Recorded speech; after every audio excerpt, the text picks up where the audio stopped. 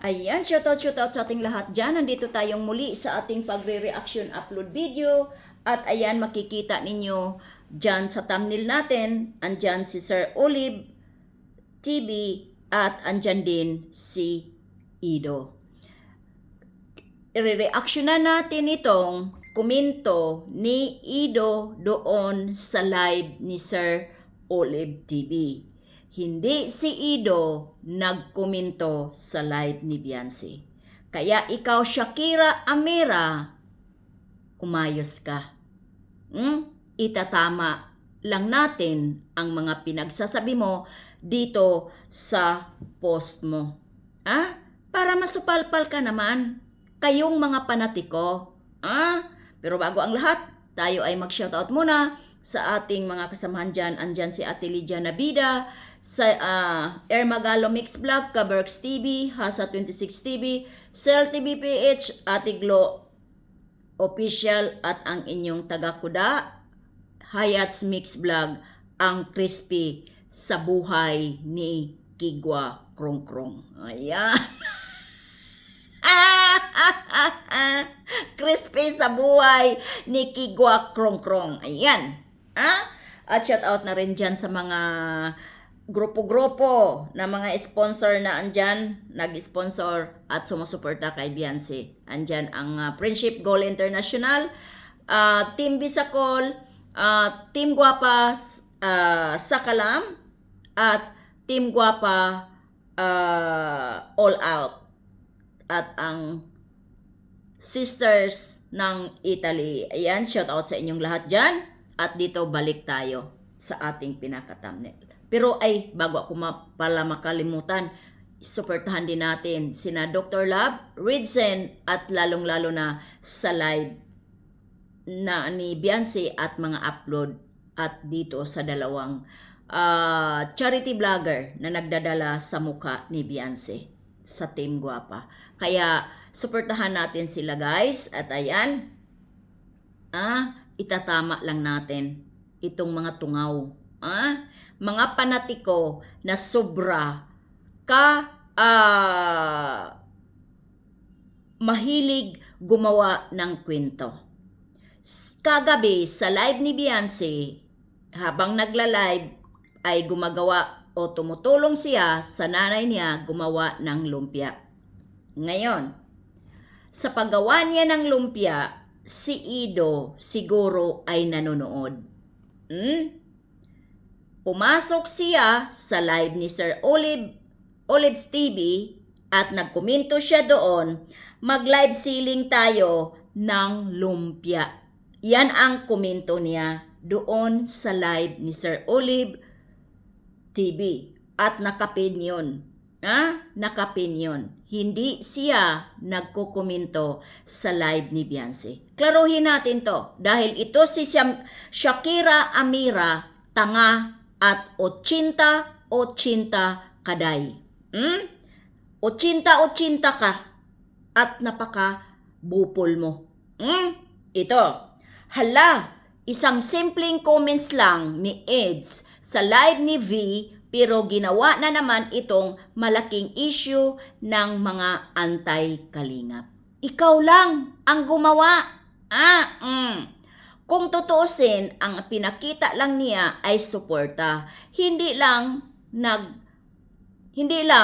ng pag-comment ay may masamang intensyon. Minsan simpleng pagpapakita lang ito ng respeto at suporta sa isang tao. Pero bakit kailangan bigyan agad ng negatibong kahulugan?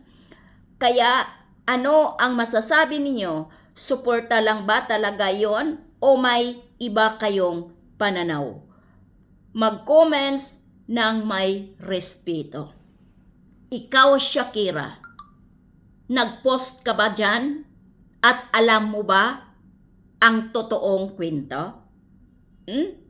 O sumagap ka lang ng chismis at nag-post ka na kaagad dyan sa FB page mo? Minsan, ang tao, siguraduhin natin na sa ating pagpo-post ay may katotohanan.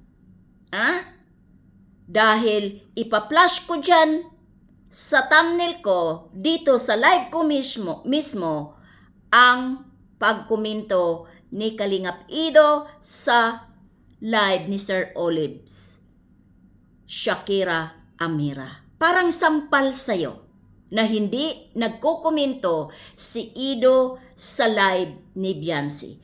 At tungkol sa pagrirespeto, kung totoo man na nagkokomento, ngayon pa ba siya rirespeto kay Beyonce? Ha?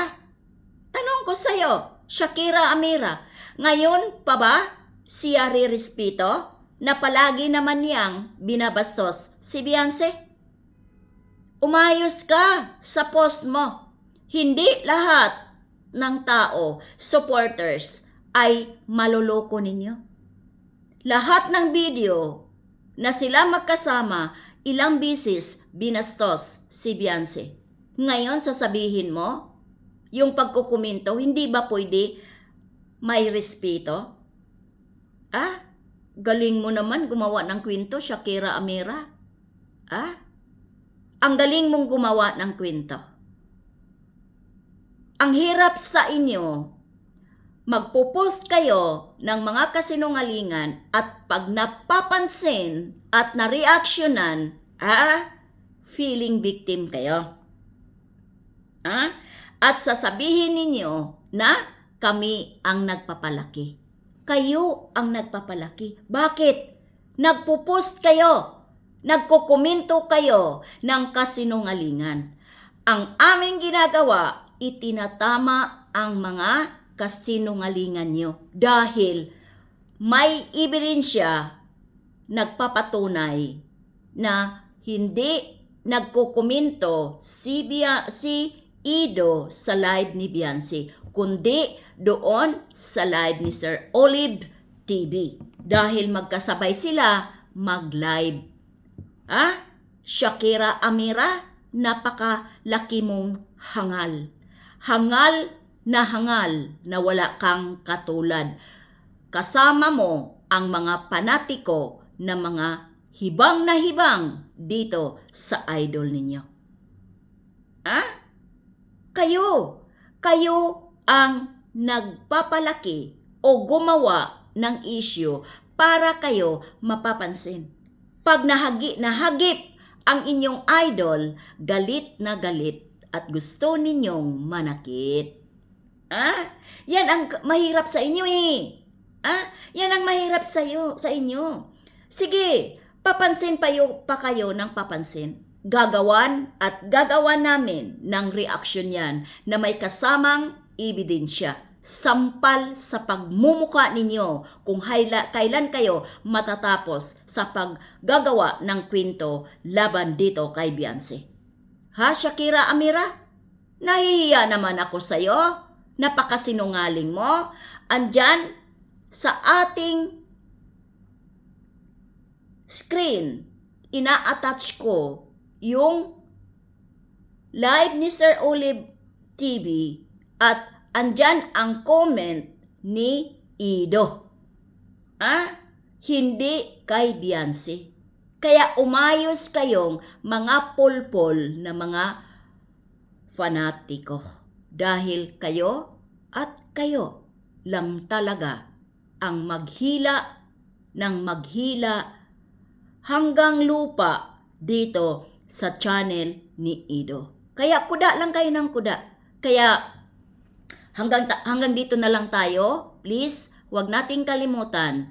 Wag nating i-skip ang ads para naman tayo dito ay makakuha ng revenue at atin din yang ibabalik dito sa kaarawan ng ating dalaga sa darating na September 12. Kaya hanggang dito na lang. Ingat-ingat. At maraming salamat sa mga pagsusuporta ninyo, Team Guapa, sa aming grupo. At dito tayo magtatapos. Maraming salamat. Bye-bye.